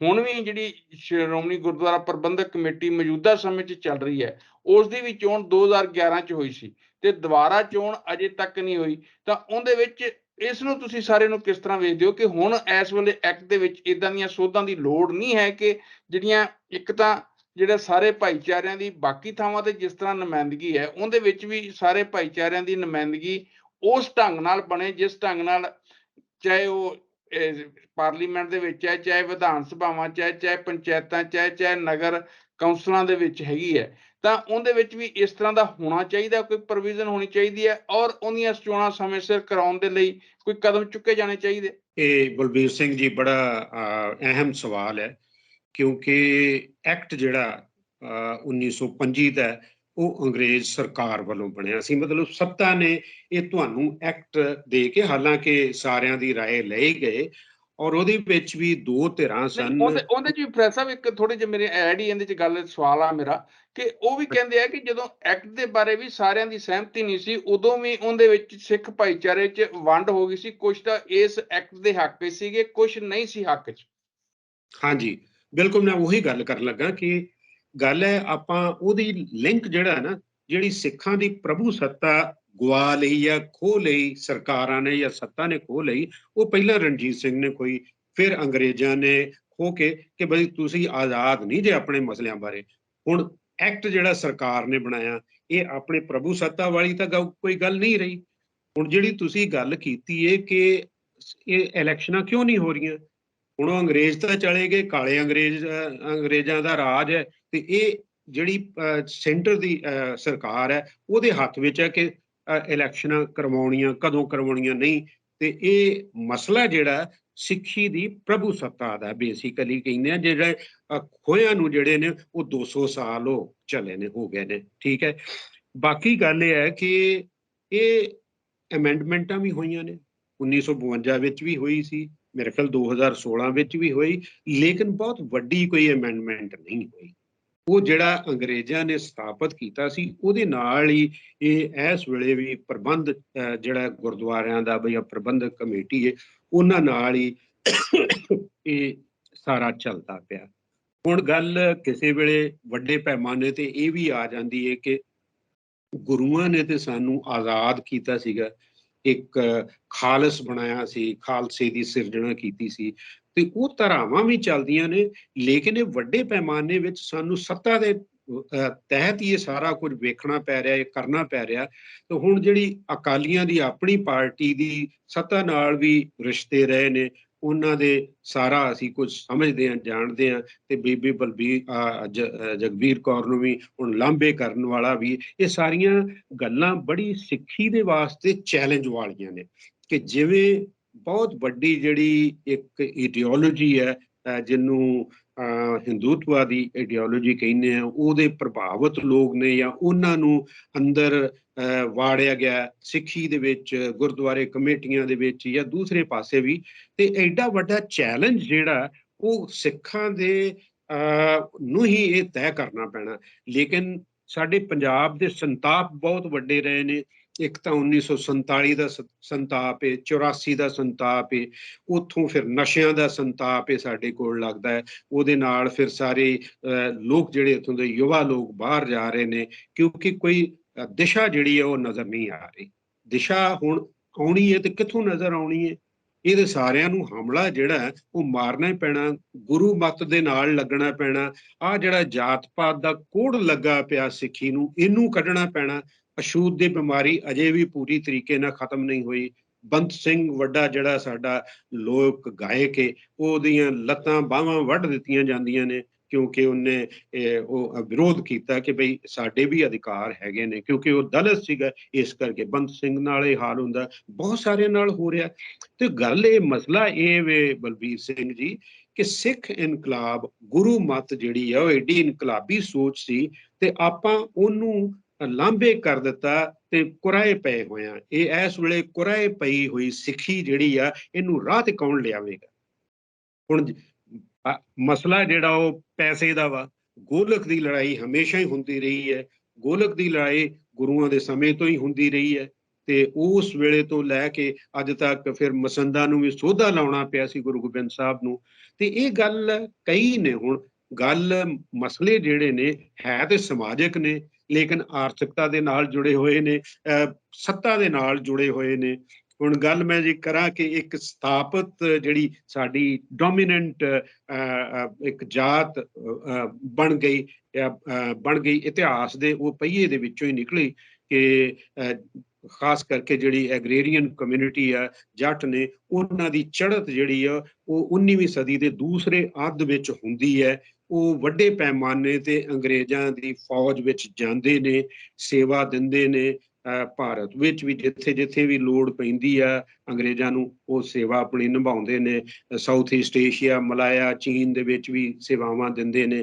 ਵੱਡੇ ਪੈਮਾਨੇ ਤੇ ਇਹ ਗੱਲਾਂ ਹੁੰਦੀਆਂ ਨੇ। ਫਿਰ ਉਹਨਾਂ ਨੂੰ ਇੱਕ ਤਰੀਕੇ ਨਾਲ ਸੱਤਾ ਜਿਹੜੀ ਹੈ ਉਹਨੂੰ ਖੁਸ਼ ਕਰਨਾ ਵੀ ਆਉਂਦਾ ਕਿ ਕਿਹਨੇ ਸੇਵਾ ਜ਼ਿਆਦਾ ਕੀਤੀ ਹੈ, ਤੇ ਉਹਨਾਂ ਵਾਸਤੇ ਫਿਰ ਨਹਿਰੀ ਕਲੋਨੀਆਂ ਜਦੋਂ ਵੱਜਦੀਆਂ ਨੇ ਤੇ ਬਹੁਤ ਵੱਡੇ ਵੱਡੇ ਮੁਰੱਬੇ ਵੀ ਦਿੱਤੇ ਜਾਂਦੇ ਨੇ। ਇੱਕ ਤਰੀਕੇ ਦਾ ਇਨਡਾਇਰੈਕਟਲੀ ਜਾਂ ਡਾਇਰੈਕਟਲੀ ਇਹ ਇਨਾਮ ਹੈਗੇ ਸੀ। ਦੂਸਰੀ ਗੱਲ ਹੈ ਕਿ ਪੰਜਾਬ ਦੇ ਵਿੱਚ ਇੱਕ ਵੱਖਰਾ ਜਿਹਨੂੰ ਆਪਾਂ ਕਾਨੂੰਨ ਜਿਹੜਾ ਨਾ ਐਗਰੀਕਲਚਰ ਮਸਲਿਆਂ ਨੂੰ ਲੈ ਕੇ ਉਹ ਪਾਸ ਕਰ ਦਿੱਤਾ, ਦੂਸਰੇ ਪੂਰੇ ਭਾਰਤ ਦੇ ਖਿੱਤੇ ਵਿੱਚ ਨਹੀਂ ਹੋਇਆ। ਉਹਨੂੰ ਪੰਜਾਬ ਲੈਂਡ ਏਲੀਨੇਸ਼ਨ ਐਕਟ ਕਹਿੰਦੇ ਆ। ਪੰਜਾਬ ਲੈਂਡ ਏਲੀਨੇਸ਼ਨ ਐਕਟ 1900 ਦੇ ਵਿੱਚ ਪਾਸ ਹੋਇਆ ਤੇ ਇੱਕ ਵਿੱਚ ਲਾਗੂ ਹੋ ਗਿਆ, ਜਿਹਦੇ ਤਹਿਤ ਸਿਰਫ ਜ਼ਮੀਨ ਵਾਹ ਸਕਦੇ, ਰੱਖ ਸਕਦੇ, ਓਨਰਸ਼ਿਪ ਜਿਹੜੀ ਆ ਉਹ ਵਾਹੀਕਾਰਾਂ ਕੋਲ ਹੀ ਲਊ। ਤੇ ਵਾਹੀਕਾਰਾਂ ਦੀ ਉਹਨਾਂ ਨੇ ਇੱਕ ਆਈਡੈਂਟੀਫਿਕੇਸ਼ਨ, ਜਦੋਂ ਸਰਵੇ ਆਪਣੇ ਸੈਂਸਸ ਰਿਪੋਰਟਸ ਹੁੰਦੀਆਂ ਨੇ 1871 ਵਿੱਚ ਪਹਿਲੀ ਹੁੰਦੀ ਹੈ, ਇਹ ਸਾਰਿਆਂ ਦੇ ਵਿੱਚ ਕਰ ਦਿੱਤੀਆਂ ਕਿ ਇੱਥੇ ਕਿਹੜੀਆਂ ਕਿਹੜੀਆਂ ਜਾਤਾਂ ਜਿਹੜੀਆਂ ਨੇ ਕਾਸ਼ਤਕਾਰ ਨੇ। ਹਾਲਾਂਕਿ ਉਸ ਐਕਟ ਰਾਹੀਂ ਬਹੁਤ ਸਾਰੀਆਂ ਜਾਤਾਂ ਨੂੰ, ਜਿਵੇਂ ਕੰਬੋਜ ਨੇ ਜਾਂ ਅਰਾਈ ਨੇ ਜਾਂ ਸੈਣੀ ਨੇ, ਇਹਨਾਂ ਨੂੰ ਵੀ ਬਾਹਰ ਕੱਢ ਦਿੱਤਾ ਸੀ। ਕਹਿੰਦੇ ਇਹ ਨਹੀਂ ਹੈਗੇ ਸਿਰਫ ਜਾਟੀ ਨੇ ਜਿਹੜੇ ਨੂੰ ਵਾਹੀਕਾਰ ਨੇ। ਉਹਨਾਂ ਨੇ ਥੋੜਾ ਪ੍ਰੈਸ਼ਰ ਪਾਇਆ ਤੇ 1920 ਦੇ ਵਿੱਚ ਉਹਨਾਂ ਨੂੰ ਸ਼ਾਮਲ ਕਰ ਲਿਆ ਗਿਆ। ਲੇਕਿਨ ਸਭ ਤੋਂ ਵੱਧ ਨੁਕਸਾਨ ਜਿਹੜਾ ਉਹ ਦਲਿਤਾਂ ਨੂੰ ਹੋਇਆ। ਇਹਨਾਂ ਨੂੰ ਦੂਸਰੇ ਕੰਮ ਤੇ ਆਉਂਦੇ ਨਹੀਂ ਸੀ, ਪਿੰਡਾਂ ਵਿੱਚ ਰਹਿੰਦੇ ਸੀ, ਉਹ ਖੇਤੀ ਕਰਦੇ ਸੀਗੇ। ਹਾਲਾਂਕਿ ਬੜੀ ਇੰਟਰਸਟਿੰਗ ਗੱਲ ਹੈ ਕਿ ਜਿਹੜੀ ਭੰਗੀ ਮਿਸਲ ਹੈ, ਉਹਦਾ ਜਿਹੜਾ ਇੱਕ ਜਰਨੈਲ ਸੀ, ਉਹਦੇ ਕੋਲ 7 ਹਲਾਂ ਦੀ ਵਾਹੀ ਸੀ ਐਜ਼ ਜਰਨੈਲ, ਔਰ ਦਲਿਤ ਦੀ ਗੱਲ ਕਰ ਰਿਹਾ। ਇਹ ਗੁਰਦਾਸ ਸਿੰਘ ਘਾਰੂ ਆਪਣੀ ਸਵੈ ਜੀਵਨੀ ਪੱਗ ਡੰਡੀਆਂ ਤੋਂ ਜੀਵਨ ਮਾਰਗ ਤੱਕ ਲਿਖਣੇ ਨੇ, ਤੇ ਘਾਰੂ ਜਿਹੜੇ ਨੇ ਉਹ ਸੰਤ ਰਾਮ ਉਦਾਸੀ ਦੇ ਸਭ ਤੋਂ ਵੱਡੇ ਭਰਾ ਨੇ। ਤੇ ਉਹ ਦੱਸਦੇ ਨੇ ਕਿ ਉਹਨਾਂ ਦੇ ਦੀਪਾਲਪੁਰ ਵਿੱਚ ਮਿਲੀ ਹੋਈ ਸੀਗੀ ਜ਼ਮੀਨ, ਫਿਰ ਉਹ ਛੱਡ ਕੇ ਆ ਜਾਂਦੇ ਨੇ ਜਦੋਂ ਸਿੱਖੀ ਨੂੰ ਥੋੜਾ ਜਿਹਾ ਘਾਣ ਲੱਗਦਾ ਹੈ, ਤੇ ਮਿਸਲ ਜਿਹੜੀ ਆ ਉਹਨੂੰ ਖਤਮ ਕਰ ਦਿੱਤਾ ਜਾਂਦਾ। ਰਣਜੀਤ ਸਿੰਘ ਨੇ ਆਪਣਾ ਸੱਤਾ ਉਹ ਕਾਇਮ ਕਰ ਲਿਆ। ਤੇ ਬੜੀ ਇੰਟਰਸਟਿੰਗ ਗੱਲ ਹੈ ਕਿ ਉਹ ਘਾਰੂ ਆਪਣੀ ਇਸ ਸਵੈ ਜੀਵਨੀ ਵਿੱਚ ਦੱਸਦੇ ਨੇ ਕਿ ਉਹਨਾਂ ਦੇ 2 ਬਾਬੇ ਜਿਹੜੇ ਨੇ, ਇੱਕ ਤਾਂ ਵੱਡਾ ਬਾਬਾ ਜਿਹੜਾ ਇਹਨਾਂ ਦਾ ਖੁਦ ਬਾਬਾ ਸੀ, ਤੇ ਉਹ ਤਾਂ ਵਿਦਿਆ ਦੇ ਪਸਾਰੇ ਵਾਸਤੇ ਲੱਗਿਆ ਹੋਇਆ ਸੀ 19ਵੀਂ ਸਦੀ ਦੇ ਮਿਡਲ ਵਿੱਚ, ਅੱਧ ਵਿੱਚ। ਔਰ ਦੂਸਰਾ ਬਾਬਾ ਨਾਮਧਾਰੀ ਸੀ। ਉਹ ਕਹਿੰਦਾ ਕਿ ਨਾਮਧਾਰੀਆਂ ਦੇ ਵਿੱਚ ਜਾਤ ਪਾਤ ਇੰਨੀ ਸੀ ਕਿ ਉਹ ਆਪਣੇ ਘਰਾਂ ਵਿੱਚ ਵੀ ਕਹਿੰਦਾ ਕਿ ਜਾਤ ਪਾਤ ਫੈਲਾਈ ਰੱਖਦਾ ਸੀ। ਬਾਬਾ ਨਾਮ ਹੈ ਭੁੱਲਿਆ ਉਹਦਾ, ਉਹ ਕਹਿੰਦੇ ਕਿ ਆਪਣੇ ਕਹਿੰਦਾ ਸੀ ਕਿ ਮੇਰੇ ਜਿਹੜਾ ਖਾਣਾ ਪੀਣਾ ਉਹ ਵੱਖਰਾ ਹੋਣਾ ਚਾਹੀਦਾ ਵਾ। ਇਹੋ ਜਿਹੀ ਗੱਲ ਆ ਜਿਹੜੀ ਸਿੱਖੀ ਬਹੁਤ ਸਾਰੀਆਂ ਧਾਰਾਵਾਂ, ਨਿਰਮਲਿਆਂ ਦੀ ਗੱਲ ਕੀਤੀ, ਉਦਾਸੀਆਂ ਦੀ, ਨਾਮਧਾਰੀਆਂ ਦੇ, ਨਾਮਧਾਰੀ ਅਜੇ ਤੱਕ ਵੀ ਜਾਤਾਂ ਦੇ ਵਿੱਚ, ਜਾਤ ਪਾਤ ਦੇ ਵਿੱਚ ਫਸੇ ਪਏ ਨੇ। ਗੱਲ ਇਹ ਹੈਗੀ ਕਿ ਸਿੱਖ ਗੁਰੂਆਂ ਨੇ ਜਿਹੜਾ ਆ ਜੂੜਾ ਸਾਡੇ ਤੋਂ ਲਾਇਆ ਸੀ ਔਰ ਸਾਨੂੰ ਆਜ਼ਾਦ ਕੀਤਾ ਸੀ, ਆਪਣੇ ਅਸੀਂ ਉਹਦੇ ਸ਼ਿਕਾਰ ਹੋ ਗਏ, ਕਿਉਂਕਿ ਸਾਰਿਆਂ ਦੇ ਇਹ ਕੀ ਕਹਿੰਦੇ ਨੇ, it was a matter of convenience. ਉਹ ਸਾਰੇ ਆਪਣੇ ਹਿੱਤਾਂ ਦੇ ਵਿੱਚ ਵਰਤਦੇ ਰਹੇ ਨੇ ਜਾਤ ਪਾਤ ਨੂੰ ਤੇ ਅਛੂਤ ਦੀ ਬਿਮਾਰੀ ਨੂੰ। ਅਛੂਤ ਦੀ ਬਿਮਾਰੀ ਇਸ ਕਰਕੇ ਲਾ ਲਈ ਕਿਉਂਕਿ ਬਈ ਮੁਫਤ ਦੀ ਜਿਹੜੀ ਆ ਉਹ ਸੀਰੀ ਸੇਪੀ ਮਿਲਦੀ ਰਹੇਗੀ, ਲੇਬਰ ਜਿਹੜੀ ਆ ਜੱਟ ਨੂੰ ਉਹ ਮੁਫਤ ਦੀ ਮਿਲਦੀ ਰਹੇਗੀ, ਪੀੜ੍ਹੀ ਦਰ ਪੀੜ੍ਹੀ ਮਿਲਦੀ। ਸਵਾਲ ਬਹੁਤ ਸਾਰੇ ਹੈਗੇ ਨੇ। ਤੇ ਗੁਰਦੁਆਰਾ ਪ੍ਰਬੰਧਕ ਕਮੇਟੀ ਜਿਹੜੀ ਹੈ, ਤੁਸੀਂ ਇਹਦੇ ਵਿੱਚ ਵੀ ਵੇਖੋ ਕਿ ਹਰਿਆਣੇ ਵਾਲਿਆਂ ਨੇ ਵਿਰੋਧ ਖੜਾ ਕੀਤਾ, ਦਿੱਲੀ ਵਾਲਿਆਂ ਨੇ ਆਪਣੀ ਪ੍ਰਬੰਧਕ ਕਮੇਟੀ ਬਣਾ ਲਈ ਹੈ, ਕਿਉਂਕਿ ਗੋਲਕ ਦਾ ਵੀ ਮਸਲਾ ਹੈ। ਲੇਕਿਨ ਇੱਥੋਂ ਦੀ ਸੈਂਟਰਲਾਈਜ਼ ਜਿਹੜੀ ਹੈ ਹਕੂਮਤ ਹੈ ਕਿ ਬਈ ਸ਼੍ਰੋਮਣੀ ਗੁਰਦੁਆਰਾ ਪ੍ਰਬੰਧਕ ਕਮੇਟੀ ਹੀ ਸਾਰਿਆਂ ਪੰਜਾਬ, ਹਿਮਾਚਲ, ਹਰਿਆਣਾ ਤੇ ਦਿੱਲੀ ਦੇ ਮਸਲਿਆਂ ਉਹ ਕਰੇਗੀ। ਇਹਦੇ ਵਿੱਚ ਵਿਰੋਧਤਾਈਆਂ ਬਹੁਤ ਖੜੀਆਂ ਹੁੰਦੀਆਂ ਰਹੀਆਂ ਨੇ, ਤੇ ਸਾਨੂੰ ਲੋਕ ਰਾਜੀ ਨੀਤੀ ਅਪਣਾਉਣੀ ਚਾਹੀਦੀ ਹੈ। ਆਹ ਜਿਹੜੀ ਸੈਂਟਰਲਾਈਜ਼ ਹੈਗੀ ਹੈ, ਆਪਾਂ ਉਤਰਾ ਤਾਂ ਸੈਂਟਰ ਨੂੰ ਕਹਿੰਦੇ ਹਾਂ ਕਿ ਇਹਨੇ ਸਾਰਾ ਆਪਣੇ ਪੱਖਾਂ ਵਿੱਚ ਕਰ ਲਿਆ, ਹਰ ਇੱਕ ਰਾਜ ਦੇ ਜਿਹੜੇ ਅਧਿਕਾਰ ਸੀ ਉਹ ਖਤਮ ਕਰ ਦਿੱਤੇ। ਜੇ ਆਪਾਂ ਵੱਡੇ ਪੈਮਾਨੇ ਤੇ ਸਿੱਖੀ ਦੇ ਜਿਹੜੇ ਮਸਲੇ ਨੇ ਜਾਂ ਗੁਰਦੁਆਰਿਆਂ ਦੇ ਮਸਲੇ ਨੇ ਉਹਨੂੰ ਵੀ ਲਈਏ, ਤੇ ਤੁਸੀਂ ਆ ਪ੍ਰਬੰਧਕ ਕਮੇਟੀ ਦਾ ਕੋਈ ਮਤਲਬ ਹੀ ਨਹੀਂ ਰਹਿ ਜਾਂਦਾ, ਹੈ ਨਾ। ਇਹ ਸਾਰੀ ਗੋਲਕ ਦੀ ਲੜਾਈ ਆ ਕਿ ਜੇ ਸਾਰਾ ਪੈਸਾ ਜਿਹੜਾ ਤੁਹਾਨੂੰ ਸੱਤਾ ਵੱਲ ਨੂੰ ਵੀ ਜਾਂਦਾ, ਕਿਸੇ ਵੇਲੇ ਮੈਨੂੰ ਲੱਗਦਾ ਕਿ ਬਹੁਤ ਸਾਰਾ ਉੱਥੋਂ ਹੀ ਆਉਂਦਾ। ਤੇ ਗੱਲਾਂ ਇਹ ਜਿਹੜੀਆਂ ਨੇ ਬਹੁਤ ਸਾਰੀਆਂ ਪੀੜ੍ਹੀਆਂ ਹੈਗੀਆਂ ਨੇ। ਆ ਖੁੱਲ ਕੇ ਖੁਦ ਸਿੱਖ ਚਿੰਤਕਾਂ ਨੂੰ ਇਹਦੇ ਤੇ ਵਿਚਾਰ ਵਟਾਂਦਰਾ ਕਰਨਾ ਚਾਹੀਦਾ ਕਿ 100 ਸਾਲ ਬਹੁਤ ਲੰਮਾ ਸਮਾਂ ਹੁੰਦਾ, ਬਹੁਤ ਕੁਝ ਗੁਜ਼ਰ ਗਿਆ ਹੁੰਦਾ, ਉਹਨਾਂ ਤੋਂ ਸਾਨੂੰ ਸਿੱਖਣਾ ਚਾਹੀਦਾ। ਜੋ ਕੁਝ ਗੁਜ਼ਰ ਗਿਆ, ਜੇ ਆਪਾਂ ਇਤਿਹਾਸ ਤੋਂ ਨਹੀਂ ਸਿੱਖਦੇ ਤਾਂ ਆਪਾਂ ਮਾਰੇ ਜਾਵਾਂਗੇ। ਵੱਡੀ ਗੱਲ ਹੈ। ਪ੍ਰੋਫੈਸਰ, ਮੇਰਾ ਇੱਥੇ ਆਖਰੀ ਸਵਾਲ, ਆਪਣਾ ਸਮਾਂ ਵੀ ਸਮਾਪਤ ਹੋ ਰਿਹਾ, ਕਿ ਕੀ ਸ਼੍ਰੋਮਣੀ ਗੁਰਦੁਆਰਾ ਪ੍ਰਬੰਧਕ ਕਮੇਟੀ ਜਿਨ੍ਹਾਂ ਕੰਮਾਂ ਲਈ ਬਣੀ ਸੀ, ਜਿਹੜੇ ਉਦੇਸ਼ ਨੂੰ ਲੈ ਕੇ ਬਣੀ ਸੀ, ਉਹ ਆਪਣੀ ਭੂਮਿਕਾ ਨਿਭਾਉਣ 'ਚ ਕਾਮਯਾਬ ਰਹੀ? ਵੇਖੋ ਜੀ, 100 ਸਾਲ ਦਾ ਮੈਂ ਇਤਿਹਾਸ ਦੀ ਗੱਲ ਕੀਤੀ ਹੈ ਕਿ ਉਹਦੇ ਵਿੱਚ ਸਾਨੂੰ ਇਹਦਾ ਨਿਰੀਖਣ ਜਿਹੜਾ ਨਾ ਬਹੁਤ ਬਰੀਕੀ ਨਾਲ ਕਰਨ ਦੀ ਲੋੜ ਆ। ਮੇਰਾ ਇਹ ਉਸ ਤਰੀਕੇ ਦਾ ਵਿਸ਼ਾ ਨਹੀਂ ਰਿਹਾ ਰਿਸਰਚ ਦਾ, ਲੇਕਿਨ ਵੱਡੇ ਤੌਰ ਤੇ ਮੋਟੇ ਜਿਹੇ ਤੌਰ ਤੇ ਜਾਣਦਾ। ਬਿਲਕੁਲ ਇਹਨੂੰ ਸੋਚ ਸਮਝ ਤੋਂ ਬਾਹਰ ਨਿਕਲਣ ਦੀ ਲੋੜ ਆ। ਜਿਹੜੀ ਇੱਕ ਜਾਤੀ ਦੀ ਆ, ਇੱਕ ਪਾਰਟੀ ਦੀ ਇਹਦੇ ਤੇ ਮੋਨੋਪਲੀ ਬਣੀ ਹੋਈ ਆ, ਉਹਨੂੰ ਤੋੜਨ ਦੀ ਲੋੜ ਆ, ਉਹਦੇ ਤੋਂ ਅਗਾਂਹ ਜਾਣ ਦੀ ਲੋੜ ਆ। ਮੈਂ ਗੱਲ ਕਿਉਂਕਿ ਜਾਤ ਪਾਤ ਵਿੱਚ ਫਸੀ ਸਿੱਖੀ ਦੀ ਗੱਲ ਕਰ ਰਹੇ ਹਾਂ, ਤੇ ਆਪਣੇ ਸਾਡੇ ਹਜ਼ੂਰੀ ਰਾਗੀ ਨਿਰਮਲ ਸਿੰਘ ਖਾਲਸਾ ਜੀ ਬਹੁਤ ਵੱਡੀ ਪਦਵੀ ਔਰ ਪਦਮ ਸ਼੍ਰੀ ਅਵਾਰਡ ਵੀ ਲਏ ਹੋਏ ਸਨ। ਲੇਕਿਨ ਦਰਬਾਰ ਸਾਹਿਬ ਵਿੱਚ ਵੀ ਜਿਵੇਂ ਉਹਨਾਂ ਨੂੰ ਬੇਇੱਜ਼ਤ ਕੀਤਾ ਜਾਂਦਾ ਉੱਥੋਂ ਦੇ ਗ੍ਰੰਥੀ ਵੱਲੋਂ, ਤੇ ਬੜੀ ਮਾੜੀ ਗੱਲ ਸੀ। ਉਹਨਾਂ ਨੂੰ ਜਾਤੀ ਸੂਚਕ ਸ਼ਬਦ ਕਹਿ ਕੇ ਇਹ ਗੱਲ।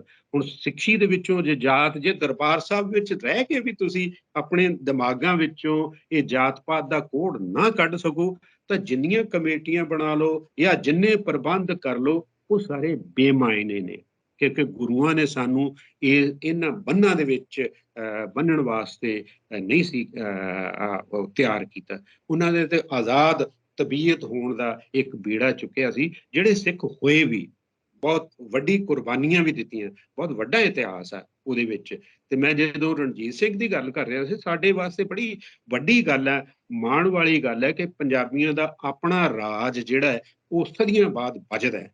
ਲੇਕਿਨ ਉਹਨੂੰ ਸਾਨੂੰ ਬਹੁਤ ਆਲੋਚਨਾਤਮਕ ਤਰੀਕੇ ਨਾਲ ਵੇਖਣ ਦੀ ਲੋੜ ਆ, ਕਿਉਂਕਿ ਜੋ ਗੁਜ਼ਰ ਗਿਆ ਹੋ ਗਿਆ, ਉਹ ਹੋ ਗਿਆ, ਉਹਨੂੰ ਬਦਲ ਤਾਂ ਨਹੀਂ ਸਕਦੇ, ਲੇਕਿਨ ਆਪਣਾ ਨਜ਼ਰੀਆ ਜਿਹੜਾ ਉਹ ਬਦਲਣਾ ਚਾਹੀਦਾ। ਇਵੇਂ ਹੀ ਜੇ ਸਿੱਖੀ ਨੇ ਬਚਣਾ ਤਾਂ ਇਹਨਾਂ ਨੂੰ ਸਿੱਖ ਚਿੰਤਕਾਂ ਨੂੰ ਖਾਸ ਕਰਕੇ ਜਿਹੜੀ ਹੈ ਇਹਨਾਂ ਗੱਲਾਂ ਤੇ ਵਿਚਾਰ ਕਰਨ ਦੀ ਲੋੜ ਹੈ, ਉਹ ਚਾਹੀਦੀ ਹੈ।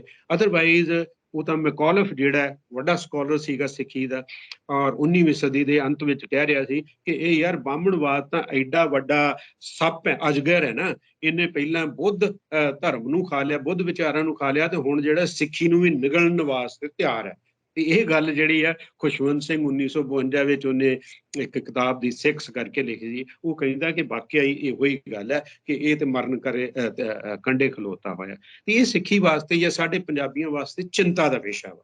ਇਸ ਕਰਕੇ ਇਹਨੂੰ ਹਲਕੇ ਤਰੀਕੇ ਨਾਲ ਨਹੀਂ ਲਿਆ ਜਾਣਾ ਚਾਹੀਦਾ। ਚਿੰਤਨ ਕਦੀ ਖਤਮ ਨਹੀਂ ਹੁੰਦਾ। ਇਹ ਚਿੰਤਨ ਨੂੰ ਅੱਗੇ ਵਧਾਉਣਾ ਤੇ ਸਾਨੂੰ ਬਹੁਤ ਕੁਝ ਆਪਣੇ ਸਿਰਾਂ ਤੋਂ, ਆਪਣੀ ਮਾਨਸਿਕਤਾ ਤੋਂ ਲਾਉਣਾ ਪੈਣਾ। ਆਪਾਂ ਨੂੰ ਇਹ ਸਮਾਨਤਾ ਦੀ ਗੱਲ ਕਰਨੀ ਪੈਣੀ ਹੈ ਜਿਹੜੀ ਗੁਰੂਆਂ ਨੇ ਬੀੜਾ ਚੁੱਕਿਆ ਸੀਗਾ। ਹਾਂਜੀ, ਇੱਥੇ ਹੀ ਸਾਡੇ ਪ੍ਰੋਗਰਾਮ ਦਾ ਸਮਾਂ ਸਮਾਪਤ ਹੁੰਦਾ। ਜਿਹੜੇ ਦੋਸਤ ਸਾਡੇ ਇਸ ਪ੍ਰੋਗਰਾਮ ਨਾਲ ਜੁੜੇ, ਦੋਸਤੋ ਜੇ ਤੁਹਾਨੂੰ ਸਾਡਾ ਇਹ ਪ੍ਰੋਗਰਾਮ ਪਸੰਦ ਆਇਆ ਹੋਵੇ ਤਾਂ ਤੁਸੀਂ ਇਸ ਨੂੰ ਲਾਈਕ ਵੀ ਜ਼ਰੂਰ ਕਰਨਾ, ਇਸ ਨੂੰ ਆਪਣੇ ਦੋਸਤਾਂ ਨਾਲ ਵੀ ਸ਼ੇਅਰ ਕਰਨਾ, ਚੈਨਲ ਨੂੰ ਸਬਸਕ੍ਰਾਈਬ ਕਰਨਾ, ਤੇ ਨਾਲ ਜੇ ਇਸ ਪ੍ਰੋਗਰਾਮ ਦੇ ਬਾਰੇ ਤੁਹਾਡੀ ਕੋਈ ਆਪਣੀ ਟਿੱਪਣੀ ਹੋਵੇ, ਤੁਹਾਡੀ ਕੋਈ ਆਪਣੀ ਰਾਏ ਹੋਵੇ ਤਾਂ ਤੁਸੀਂ ਉਹ ਸਾਡੇ ਫੇਸਬੁੱਕ ਪੇਜ ਤੇ ਜਾ ਕੇ ਦੇ ਸਕਦੇ ਹੋ, ਜਾਂ ਤੁਸੀਂ YouTube ਦੇ ਉੱਤੇ ਜਿਹੜਾ ਕਮੈਂਟ ਬਾਕਸ ਹੈ ਉਹਦੇ ਵਿੱਚ ਜਾ ਕੇ ਆਪਣੀ ਟਿੱਪਣੀ ਦਰਜ ਕਰ ਸਕਦੇ ਹੋ। ਤੁਹਾਡਾ ਬਹੁਤ ਬਹੁਤ ਧੰਨਵਾਦ ਪ੍ਰੋਫੈਸਰ ਸਾਹਿਬ, ਤੁਹਾਡਾ ਵੀ ਬਹੁਤ ਬਹੁਤ ਧੰਨਵਾਦ। ਬਹੁਤ ਬਹੁਤ ਸ਼ੁਕਰੀਆ ਜੀ, ਧੰਨਵਾਦ।